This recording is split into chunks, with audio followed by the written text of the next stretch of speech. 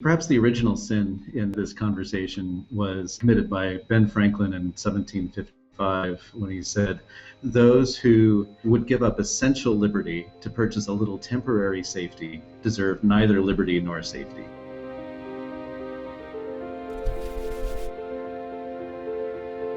The Apple versus FBI case brings up not only Fourth and Fifth Amendment issues, but also First Amendment issues. Part of why Apple doesn't want to do this isn't it just being stubborn. After all, Apple has provided a lot of information to the government in this investigation. Why Apple said, well, we cooperated with you this far, but we can't take this next step, is because they think it's dangerous. And in some ways, the framing of this as privacy versus security is, I think, missing why it's important, frankly, to Apple.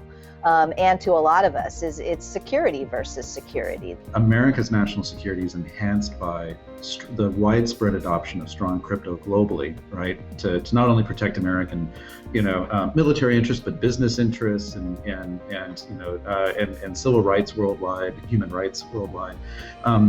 But that we can also tie this to American exceptionalism in some way. That we can lead the world in saying this is the norm. This is the way that you operate in the 21st century. Apple's already doing things for China. Probably Microsoft has done things for China. That's been well reported.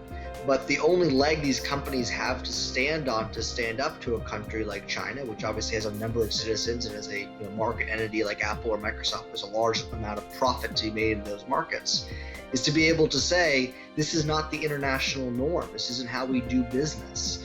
And it may not be technologically feasible.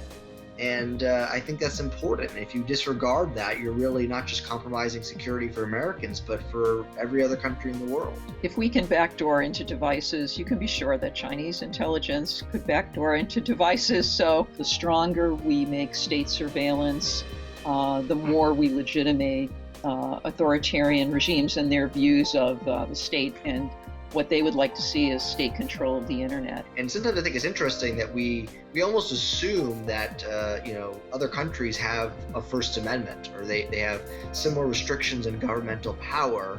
And the reason that we make that assumption is because the internet almost has a freedom of speech like component hardwired in.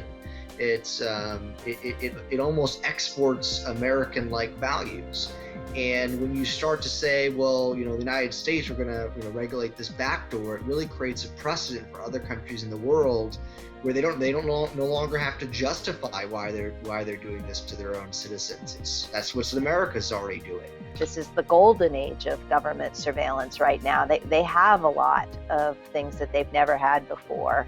And I see where we are in terms of people in the privacy and civil liberties community is trying to draw some kind of circle around what law enforcement can do that preserves our liberties. Even though we're a democracy, we don't know who will be elected. We don't know who will be in power. And so we can't depend on the goodwill of elected officials or the good sense of elected officials to necessarily steer the ship, right? So that's why rule of law in our institutions and the many checks and balances are meant to preclude anyone from really getting complete control of the reins. One of the problems that the U.S. would face if it was going to try to regulate in this space or ban really strong cryptography is that it would end up making Americans less safe because the people who are law-abiding would not have access to this. Bad guys are going to have strong encryption, and that's just the fact that the American regulatory system isn't going to stop that. I find that when I'm in one community, I'm hearing either all national security.